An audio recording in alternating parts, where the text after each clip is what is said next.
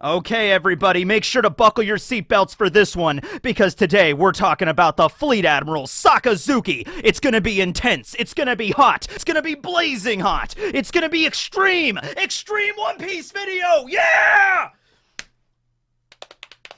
Just sitting in my desk like always. What would an extreme One Piece video be like? I'll tell you what it would be like. It would be like I'm making a video about a kainu, and then I travel to an active volcano, and I'm like there in front of like there's this caldera behind me that's like geysering out nauseous fumes, and I'm like, I am Teching 101, and I am in front of an active volcano. This thing's gonna blow any second, but today we're talking about a kainu, you know? And then like Aokiji's fighting against Blackbeard, I guess. He decided to turn against him. I'm in Antarctica right now. We're making a video about this, guys. And Naru's coming back from space. I am on the moon right now, and we are talking about this. Oh, that would be fun. All right, anything is possible with special effects. Okay, anyway, yeah, we're gonna be talking about a kainu today, although not really a kainu. We're gonna be talking about Sakazuki. Remember, as soon as you become the Fleet Admiral for whatever reason, you get your code name like revoked, like they take it away from you, which actually leads to a couple of questions, because like Sengoku was the former Fleet Admiral. We know he was an admiral before that, you know. Sengoku is his real name though. So a quick question just for everybody involved. What was Sengoku's admiral title? Was it like Golden Buddha or something? Kong, we don't know when Kong was an admiral, you know, because we saw him as the Fleet Admiral in Strong World, and he's the commander-in-chief now. So yeah, but you know what I know it's nuts? Okay, so Oda really, I don't want to say that like Oda like specifically does this with just the admirals, because he does this with a lot of characters. There's a lot of layers to a character in One Piece, specifically like a major character like the Yonko and the warlords and everything like that. But he does this with the admirals too, where they're like ogres. They have layers, okay? You have like the initial like imposingness of them, you know, they're like really powerful marines. They have their logias and their devil fruits, and you know, and I guess not all logias. In the case with Fujitora, he has a really powerful paramecia. You know what I mean, though, okay? But then there's also layers of, like, the sense of justice that they subscribe to, right? So, you know, you have a kainu that's a very thorough justice, absolute justice kind of guy, and then you have more of, like, a moral justice, kind of something that can bend a little bit more with Aokiji, you know, and then you have all that different kind. Then you have, like, I don't know, we don't know Green Bulls yet, but it was, like, prejudice justice or something like that. Even more absolute justice. So you got the layers with justice, but there's another one that I just realized, edging more into the realm of metaphor that Oda is doing with the admirals right now, and I really appreciate it. So, Akainu means red dog in Japanese, and you could look at Akainu being a dog for the world government. You know, not because he wanted to, because he thought becoming the Fleet Admiral would lend to more freedom, like he can run the Marines, like, I could finally put the Marines into ship shape like I've always wanted. But then he becomes the Fleet Admiral, and he's like, yes, I can finally do this. And it's like, all right, well, you got to stay in the office for most of the day and fill out all this paperwork and stuff, and you're not really going to be going off on your own and, you know, fighting pirates anymore, and that's not really what Akainu signed up for. So he really is, and we see this in chapter 1092, he is a dog for the world government. Meanwhile, you have Aokiji, which meant blue pheasant. He's a bird flying away, being free, spreading his wings and going wherever he wants in the world to pursue his own goals, his own dreams, you know, his own ambitions. He's not hampered anymore by the Marines. In fact, you may look, Oda really loves the birdcage analogy. He does this a lot. He did this when Sabo was rescued by Dragon at Goa Kingdom. You know, Sabo was like, it's like I was growing up in a birdcage my whole life. I can't stand it. And then obviously, more literally, we have the actual birdcage that Doflamingo creates over Dressrosa. So there's that. So he really loves the birdcage, bird flying free. You know who else really loves that? Kishimoto. Kishimoto loves that shit, because that was a whole part of the, that was like a big theme when Naruto was fighting Neji. So I just wanted to bring that up, because, you know, you have the red dog who ends up being a dog for the government, then you have the blue pheasant that flies free in the world. I'm not really sure where the monkey, the tiger, and the bull fit into all this dynamic, but it exists. I just wanted to bring that up here at the beginning as we set the stage for Akainu, okay? So in the last chapter, chapter 1092, we have PX0 Bartholomew Kuma arriving at the top of the red line. He reaches the top where Marijois is, and you know what? He's just passing through, guys. He's not like locking on to Castle Pangea, like targeting the castle, firing pad cannon, or like locking on to all of the Tenryubito and firing shots. You know, he's not doing anything like that. He's just trying to reach the other half of the red line. I mean, the other half of the Grand Line through the red line, guys. Come on, it's not that big of a deal, right? Well, anyway, a bunch of the cone-headed guards try to wrangle him and try to drag him down, and the person that brings the final, nail in the coffin, so to speak, for Kuma is Fleet Admiral Sakazuki. So he is there in front of the gate, being the one that's like actually gonna stop Kuma. All right. Now this is interesting for a number of different reasons. Number one, the idea that Sakazuki really did bite off more than he could chew when it came to this position, because you got to think about this for a moment. Back up a moment. All right. It's almost like that curse of power, or the curse of status, or whatever you want to call it, right? So Sakazuki is the Fleet Admiral of the entire Marines, right? He is the one that ostensibly should have the most power and authority when it comes to the Marines.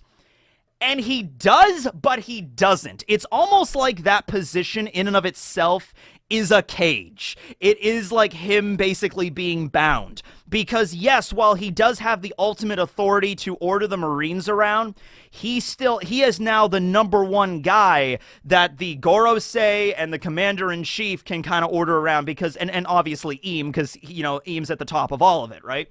So it's like that position is honestly not really all that much like you can do with it, right? Akainu got in there and he's like, I can't wait, I'm gonna be the one that's calling the shots. You're honestly calling less shots now than you probably were when you were like a low-ranking Marine. You probably, Akainu probably had more freedom and authority when he was a Vice Admiral during Ohara than he did when he's a Fleet Admiral right now. And it's the same reason why Garp didn't want to become an Admiral or the Fleet Admiral. He even mentioned it. He even brought it up during the live-action series, which I really enjoyed, where Garp in the live-action Dakobi at one point even says, I could have been an Admiral, 10 times over at this point, you know what I mean? But I chose not to because I want to have the most freedom to kind of go where I want and do what I want, right? Okay, that's the idea behind Garp. And so Akainu was like, he didn't view that the same way. Akainu probably viewed it very myopically, like, I'm going to rise through the ranks, I'm going to get more and more and more authority, and once I reach the Fleet Admiral status, then I could do whatever I want. You really can't, okay? The Gorosei are the ones at the end of the day to get to decide that, and this is perfectly shown in the last chapter. So, in the review, I mentioned I was a little bit disappointed that Akainu was the one that stopped Kuma. Now, don't get me wrong here. I like Akainu, I like Sakazuki in terms of his power and his battles, and he is an interesting character, okay? He's not just I'm a mean guy that burns things, There are some stuff, there's layers to Akainu's characters. There's layers with all the admirals, okay? Even an admiral like Green Bull that seems very on the surface, just oh, he's a bad guy, which he is, but there's even layers to that, like him being an Akainu fanboy and essentially just buying into all the world government's propaganda, just hook, line, and sinker. There's depth with Green Bull's character that we're going to get to a lot more later. But what I was simply saying is man, we know about Akainu. I know what his ability is. I know how he fights. I know more about his personality. I wanted to see a new character, or a character we haven't really seen in action before. I wanted to see Kong being the one to stop Kuma. I wanted to see the God's Knights mobilized. Not even all the God's Knights, just one of them. Just give me Shanks' hot sister, who is canonically a God's Knight, clearly at this point, and I'll be good, right? But no, when you really think about it, it actually makes Akainu's position even shittier for himself. Because you know what this means? They're at Marijois, right? Kong is there 100%. The God's Knights are there 100%. The Gorosei, at least 4 out of 5 of them are there, and they can fight. We saw that. And Eam is there as the supreme ruler, okay? But you know who they send? They send their guard dog, who is their Fleet Admiral. That's who Sakazuki is to the Gorosei. He is their glorified guard dog and nothing more. And I think Sakazuki himself realizes that, they are treating me, the Fleet Admiral of the entire freaking Marines, as they're oh yes, there's some disturbance at the front door, go take care of it. And Sakazuki do it because that's his job. That's what he signed up for, right? You got to do whatever. You're the Fleet Admiral, meaning you are directly under the thumb of the Gorosei, even more so than the regular admirals, and they already are, for the Tenryubito. Like when the Tenryubito, get like they stub their toe or they're walking through town and somebody accidentally bumps into them. He's like, oh, I will summon an admiral at once, and the admirals have to be like, what happened to him? It's like, oh yeah, St. Charles was walking in an area and a little kid walked out and spilled ice cream on his pants, so you gotta mobilize an admiral now. Okay, fine. Just like they have to do that type of stupid shit.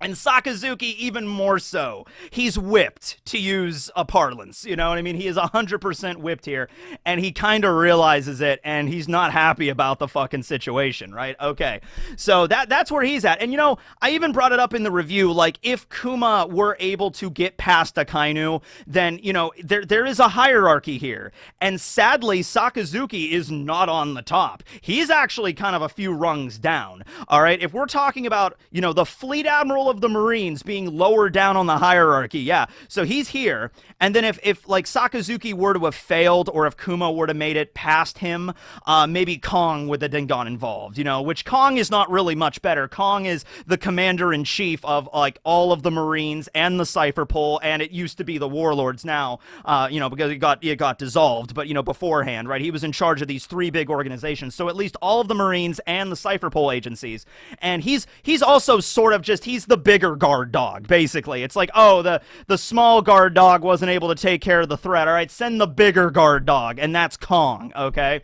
And then finally you get to the God's Knights, I think, that were even a slightly above Kong. I think the God's Knights listened directly to the Gorosei, maybe even just directly to Eam and Eam alone, right?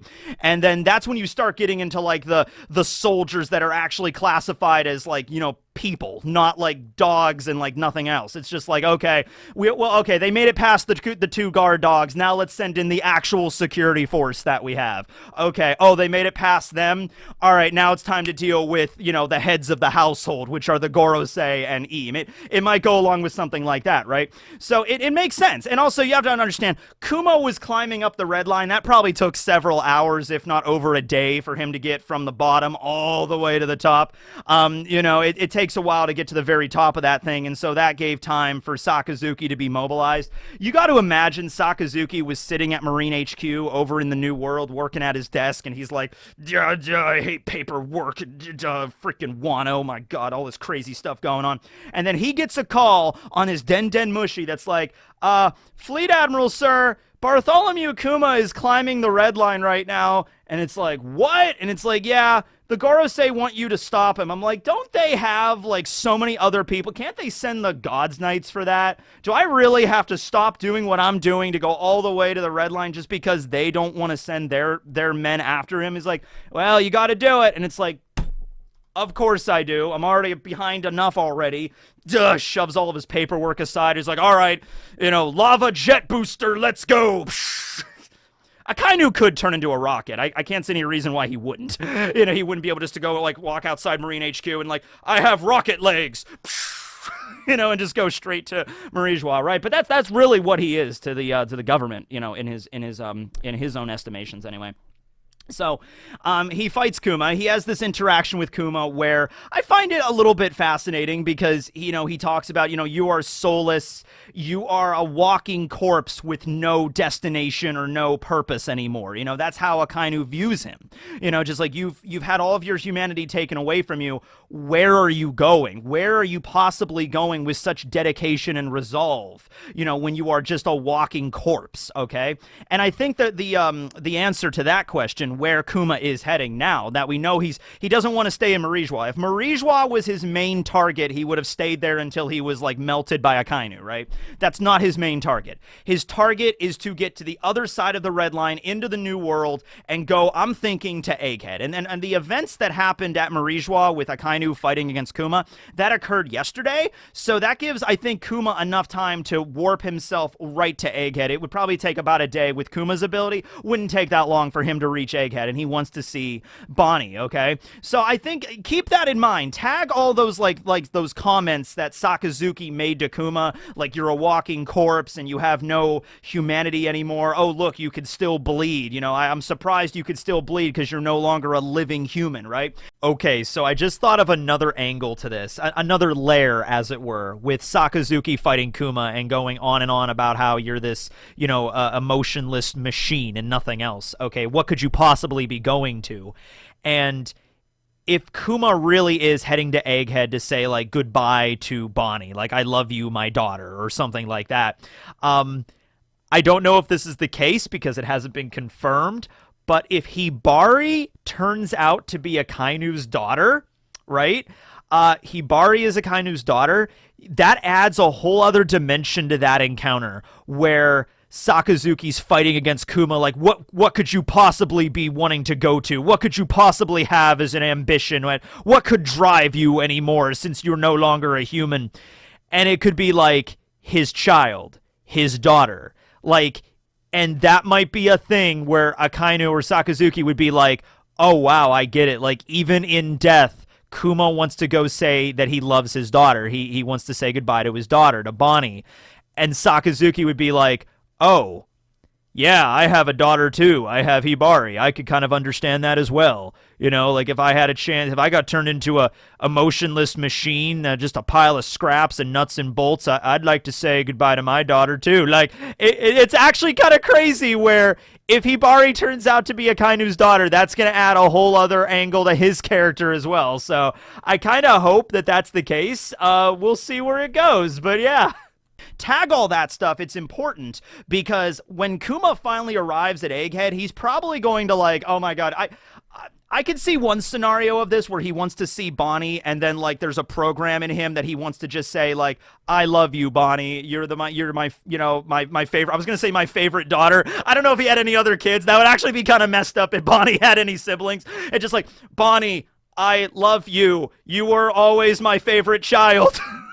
All the other children I had mean nothing. I was the one I programmed specifically to go and say I love you. But now, obviously, to say goodbye to his daughter. Like, hey, I'm Bonnie. I am sorry I wasn't there for you near the end and everything. But I just wanted to say I love you. You are my daughter. And I wanted to say goodbye to you properly, okay? As, like, with my actual body, okay? Now, dude, there could be another... you can make this even sadder. You can dial up the sad dial even more with this, okay? So, Akainu fights against Kuma and, like, melts his leg and stuff and hits him with a few, like, attacks. So, Kuma was able to blip away using the pawpaw proof, but he was heavily damaged from that, all right? He's missing at least a foot, and he's probably gotten a few. Half of his face is melted off. Dude, I'm gonna give you a scenario, and it's the saddest thing ever, okay? Kuma manages to go all the way from the red line to Egghead, but it's like he incurred heavy damage from Akainu and probably got some damage on the way there because he's going to be traveling through the new world. He might go through some weather patterns. He might get struck by lightning a couple times or whatever. Anyway, he finally reaches Egghead. And then meanwhile on Egghead, there's this massive war going on. So Vice Admirals are there, and they'll be like, PX-0, Bartholomew Kuma, how did he get here? Who cares? Shoot him! And then all the Vice Admirals are just like unloading on freaking Kuma, and he's getting even more banged up, and he loses an arm, and he's like only got like one good leg. He's like hobbling on, half his face is blown off. You know, Admiral Jowls, the big dude with like the Zephyr, like iron steel, like steam knuckle, I think he called it, the mechanical arm. He shows up and like punches Kuma in the face, hits him so damn hard his head, like it's connected by like wires and tubes, and that's it. And it's just like him walking, and then he finally reaches Bonnie, and he can't even speak anymore because his body is just so wrecked. But he has like one arm left, and he reaches down and he picks up a flower and he like hands it to his daughter, and then Bonnie's like, oh my god. and then he just dies, you know, and just like system failure. It's like the freaking Terminator, and he just goes down and the light just, you know, and then that's it.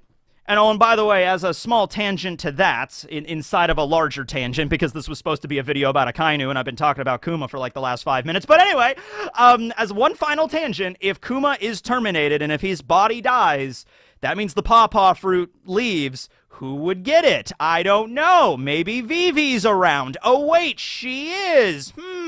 Okay, so just keep that in mind. All right.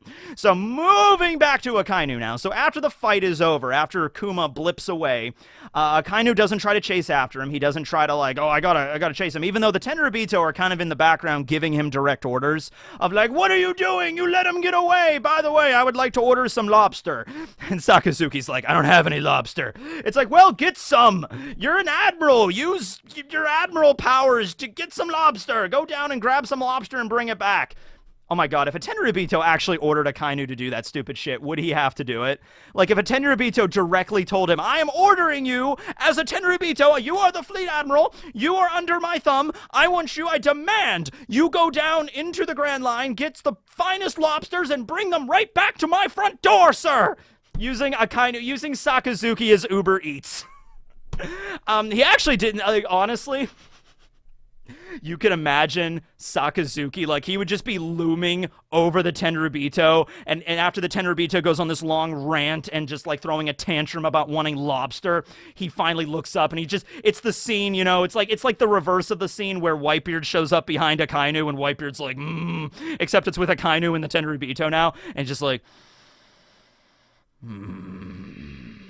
And he, like, slowly, like, clenches his fist so damn hard, magma begins to just drip all over the ground, and the Tenryubito is like, I mean, I can wait a little bit for the lobster, but I would really like to have some for dinner.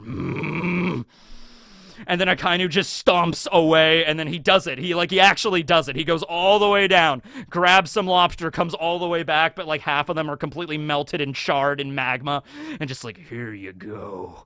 It's just like, okay. Honestly, this might be the final straw for Sakazuki. Like, we might be getting there. We already kind of saw it before when he was meeting the Gorosei, and they were going on that little, is like, oh, you know, you need to stop Aokiji. He's working with Blackbeard now, and Akainu is just like, I don't care about him. He could do whatever. He's not part of the Marines anymore, right? And just like, I'm tired of you bossing me around and shit. I'm the Fleet Admiral. I should be the one making these decisions, right? And so... taking, like, Uber Eats orders from the Tenryubito, that is probably one of the last straws. Like, once again, it's an interesting dynamic, because it's not to say that, like, Sakazuki's gonna become a quote-unquote good guy, right? I'm not saying that. I'm just saying that Sakazuki now realizes firsthand the level of corruption that the whole system is. All right, like how the Tenryubito are, like, you know, exalted and put up here on a pedestal, and we have to do every stupid thing that they tell us to do. And it's like, why the hell are we listening to these guys? Especially Sakazuki, given the fact Sakazuki is definitely a might makes right kind of dude. He's thorough justice, absolute justice. That's what his whole shtick is. You know what I mean? He's the kind of guy that's like, yeah, you get stronger, and that's kind of where you go out in the world. You know what I mean? But then he has to listen to orders from the Tenryubito, and, you know, all these people higher ups that have no combat capabilities whatsoever that Akainu could just, like, wipe out in, like, a snap of his fingers, right? That's really gotta bug him. Now, Sakazuki did join the Marines initially, so it's not like Sakazuki is against taking orders from the hierarchy, and we still don't know a lot about his backstory. I did, like, a video on that. You know what? I was thinking that Oda might just go the standard route with it, and, like, Sakazuki was just, oh, he grew up in a town that was attacked by pirates, and he ended up joining the Marines. With Akainu, like, you could have it be very brutal. You could not just, like, oh, no, pirates attacked my town, and it was sad. No, you could literally have a moment where Akainu, as a child, witnessed both of his parents being murdered, like brutally decapitated, like, and just, like, eviscerated right in front of him, right? And then, you know, or, oh, it could be even darker, where, like, pirates attack the town, and then his parents get, like mortally wounded but not killed, and then Akainu has to, like, son, please put me out of my misery. It's like, dad, you know, it's like, it might be something really jacked up like that kind of shit, right? And Akainu is like, that's what turned him into the guy he was now. He's like, I'm joining the Marines, I'm gonna become the boss of the Marines, and I'm gonna end this pirate scourge, because like he really hates pirates, like, he really does, and he has, like, no quarter for these pirates. You know, there are no good pirates, there are no Morganeers and Peace Mains and whatever. No, pirates are pirates, they all gotta die. That is Akainu's dogma, that is his creed, and that had to come from a very messed up backstory. I'm just saying, all right? You know, Akainu's backstory, One Piece might have to go seinen for a couple of weeks in order for Oda to properly depict Akainu's backstory, right? Like, it's not just gonna be something like, you know, it's like, oh no, a pirate was mean to me once. It's just like, no, it's gonna be some really intense shit, okay? So, and then now here he's at. And now what did he do? He journeyed all throughout the Marines, all over the world. He fought against pirates. He worked his way up the ranks, you know, Vice Admiral, Admiral, and now Fleet Admiral. And what does it all account for? What does it all end at? Him delivering food to Tenryubito, him listening to the constant whining of the Tenryubito and being a glorified government dog. That is what it all amounted to. And you know what? He was a government dog when he was an admiral as well, because it was the same thing. But you know what? I bet Akainu, he sat around and he thought to himself that, like, okay, you know what? I'm an admiral right now and I still have to take orders, but you know what? I bet when I become the fleet admiral, then I will have a say. Then I'm going to have the ability to do whatever. And he kept thinking like higher and higher and higher. Like, you know, it was like, oh, when I'm a captain, I want to be a commodore. Oh, it'll change when I'm a rear admiral. It'll change when I'm a vice admiral. It'll change when I'm an admiral. It'll be better when I become the fleet admiral. And then he finally reaches the top. You can't really go much higher than that. I mean, you can, you know, commander-in-chief, I guess. But, you know, he reaches the fleet admiral status after decades of being in the Marines. And he finally realizes it doesn't get any better. In fact, it actively gets worse for me. Because Akainu was probably the happiest as a Marine when he was the Vice Admiral, when he was out in the world fighting pirates on the front lines. That's when Marineford happened, I bet Akainu was rock hard. All right, he was like, oh yeah, Marineford, here we go. The pirates, Whitebeard's coming to us. I get a chance to kill Whitebeard myself. Oh, yeah. You know Sakazuki was, like, ready for that day. He woke up on the day of Marineford, on the day of Ace's execution, and he got out of bed, and he was just, like, he goes into the mirror, and he's very stoic and mean, and he's, like, face, like, chiseled out of, like, volcanic obsidian, and he walks up to the mirror, and he just, like, puts on his Marine cap and just...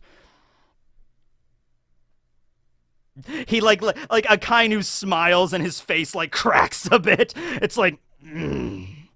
Today's gonna be a good day. And then he's like, puts his game face back on and goes to the execution platform, right? Okay. Like, you know, there's gonna be so many dead pirates by the end of the day. You know, and so, I mean, there was. He wasn't wrong, there was. So, you know, that's Akainu. And now he's a fleet admiral, and he doesn't do that anymore. He can't. He hangs out working on paperwork and stuff, and it's like, oh, hey, Kuma's attacking, go and fight him. And I bet Akainu was happy because he was getting kind of rusty. He's like, man, I just want to fight again. I want to release a volcanic, just like meteor storm on somebody. You know, he doesn't get a chance to do that shit anymore, right? So he went and did it, but he's like, he realizes what this is now and what his life is going to be for the foreseeable future. He also might be even more depressed by this, seeing Sengoku now. Like, Sengoku, he couldn't just leave the Marines. He was kind of in that organization forever. He's no longer the fleet admiral, he's the general inspector, but, like, he can't just go. So even, like, him as the fleet admiral, like, Sakazuki realizes, like, I'm in this forever. It's not going to get better. I'm always going to be this. I guess I could retire, but I'm still going to be in the Marines no matter what. So, yeah, there might be a moment where, like I said, Sakazuki doesn't become good, but he realizes, like, screw this shit, you know what I mean? And he just, like, he attacks the freaking Tenryubito or something. Like, I've had enough. I didn't join the Marines for this. He's like, the whole system is messed up. It's corrupted. You know, it might be a thing where Sakazuki kind of goes even more fanatical with it, where he realizes, like, wait a second, if the world government is corrupted, then I have to be the one to burn it down. You know, I have to be the one to build it back up from the ashes. You know, and he might, you know what? What if that's how we find out about the God's Knight's powers? What if that's the way it's showcased? Because Oda is focusing, the admirals are like the front and center right now. Kaido and the Yonko, they've been taken care of. Kaido's been taken care of. Big Mom's been taken care of. Yeah, we still have Blackbeard and Shanks, but you know what I mean? Like, admirals are kind of being pushed center here, center stage for right now, okay? Kizaru's at Egghead, Akainu's at Marijois, Aokiji fought against Garp. That was like a focus. We haven't really touched base with Fujitora in a while, and we saw what at least Green Bull was capable of at Wano. We didn't really see him get into a full-on fight, but we saw what he's capable of, right? So, this might be a thing now where Akainu realizes this is it, I've had enough, and he finally snaps and tries to, like, go after the Gorosei or the Tenryubito or something. and he gets his ass kicked by the God's Knights. Like, we get to see, like, okay, one admiral versus one God's Knights, or maybe one admiral versus two God's Knights, and where the equilibrium is, and where the level of power is, right? And then Akainu might lose, not die, he might lose, and then, like, he's forced to retreat, and then, like, okay, we'll focus with him later. But then it becomes, like, the government just puts martial law on this shit. Like, oh, okay, you know what? We're done with all this bullcrap, you know? We got Marines turning against us now. There might be a thing where the government, Eam, and the Gorosei are like, all right, we're done. And I think that is happening. I've mentioned that before, where the Gorosei just take off the kid gloves, and they're like, this is a military dictatorship now. Like, it kind of already was, but we're going full on with this. This is your ruler, Eam. He has access to a giant laser cannon that can nuke islands. He's who you listen to now, and it doesn't matter if you're a Marine, Cypherpole, government agent, doesn't matter. This is a dictatorship now. You're gonna like it, okay? Because this is, the world is going, like, the Yonko are dying, pirates are going crazy right now, the admirals are now rebelling against us, Aokiji defected, Sakazuki snapped, we're done with this shit, we're putting the lockdown on it right now, and you're gonna obey us, or you're gonna die. That's the dynamic, that's what's gonna happen, right? I think there is gonna be a moment where it gets, like, the events of the One Piece world get so bad that, like, the Gorosei and Eam can't maintain the facade anymore. Like, Wapol got to see what Eam is now, and the whole thing with Sabo, like, Eam's just gonna have enough of this, and just, like, nope, I don't care anymore. I'm just taking this whole world over because I can. It's time to instigate the plan they had for 800 years or whatever, and just be like, I'm going to use Mother Flame or Mother Frame. Is it Flame or Frame? I could see both, but I like Flame more. Anyway, it's like, that's what's going to go down, right? And it might be Akainu. Sakazuki might be the one, the impetus that lights that fire, as it were. Right? And it might be a thing where Sakazuki's like, all right, I have to fight you, and he gets his ass beat. And it's like, oh, what? No. And it's like, it might even be a thing where Sakazuki has an interaction with Eam, and just like, did you really think that you were, like, you're nothing to me? Like, fleet admirals, the Marines in general, the Cypherpole, the commander-in-chief, none of that means anything to me. I'm Eam-sama, bitch. You know what I mean? And Sakazuki's like, oh, I'm like an eldritch god or something that has been around from the dawn of time or something. I at least 800 years old. Like, I am somebody beyond your comprehension.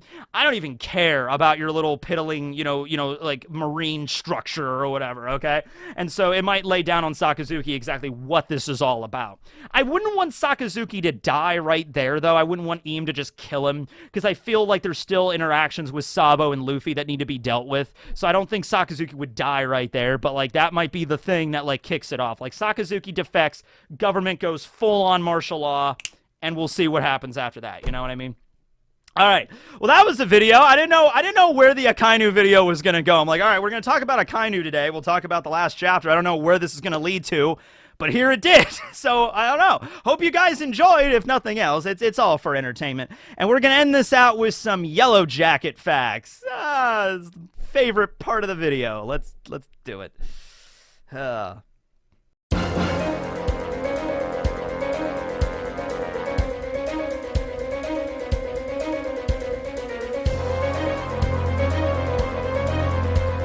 All right, so today we're going to be talking about the favorite part of a Yellow Jacket. It's Stinger. I think some people, and most people, know that, you know, when it comes to a bee and a wasp stinging you, there are differences. In the case with bees, like honeybees, like standard, you got a barbed stinger, right? So when a bee stings you, it gets embedded in your skin. It gets, like, snagged in there. And then when the bee goes to fly away, it's literally ripping out, like, the lower part of its ass, you know, out so it can fly away. And so the bee will eventually die, okay? But the stinger is still in you. And it's very important to get that stinger out because the venom sac is attached to it, so it'll still be pumping the venom even after the stinger is gone. So you might have to take a comb or some kind of... They actually make devices. They make stuff that can remove ticks, and they make stuff that can specifically remove, like, a bee stinger, so you get one of those maybe. In the case with wasps and hornets, they have a smooth stinger. Here's a picture of it in the sheath, like, inside of the wasp itself. Fun, isn't it? Okay? Wouldn't you like to get stabbed by this thing multiple times?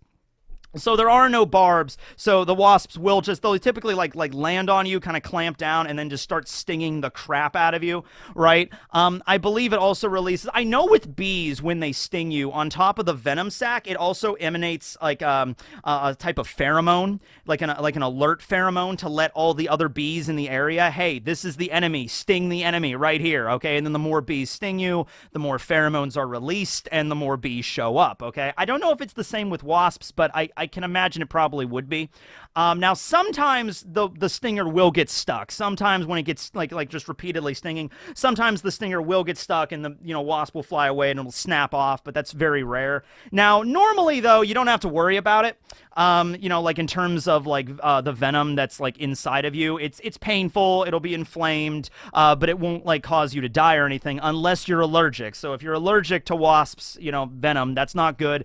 You can go into anaphylaxis, which basically means within like 2 hours of the sting, you'll start to not be able to breathe. You'll break out in hives, that kind of shit. And it's like, that's not good. So keep an EpiPen on you if you're allergic, or if you're not allergic, make sure to find out, I guess. So when I was a little kid, I've told this story before. I'll just do the abridged version. I was like about 7 years old. I was walking outside my parents' house, and there was a little yellow jacket nest inside of like one of the shutters to our house. Our shutters were like decorative. They didn't shut, but they were just there. And there was a wasp nest. There was a yellow jacket nest. And I didn't do anything to them. I literally didn't do anything. I just walked by them, and they all came out, and they started stinging me in the head, and my dad was right behind me, and he saw them all pour out at once and just swarm around me. I probably got stung at least 4 or 5 times, and again, I went running down the street screaming, like, ah! And that wasn't a fun experience, but at least I found out I wasn't allergic, although, if you get stung enough times, you can become allergic, so be aware of that. The last time I was stung by a yellow jacket, it was my dumbass fault. I was an idiot. I was helping one of my friends move, and I was in his house, like picking up boxes and stuff. And because the door was open, we were carrying boxes out all day. A yellow jacket had flown into the house and was in the kitchen. And I went over and like stepped on it. And I was an idiot. I was wearing gloves, but they were like shitty, like jersey gloves you get from like they're like gardening gloves you get from like Dollar Tree or whatever. So I went to go pick up the yellow jacket to kind of like chuck it in the trash, and I was like, oh, I stepped on it. It's dead. Muscle reflex. They could still sting after their head's destroyed. They're like chimera ants in that regard. So you pick them up, and I'm like, I'm an idiot. I pick it up, and I'm like, oh, it's a yellow jacket. Ow, damn it! It's like that was my own dumbass fault. But like, yeah, not fun. So, be careful around yellow jackets, especially if you're allergic. Okay. Thanks for watching, everybody. Teching, signing out. Later, Gators.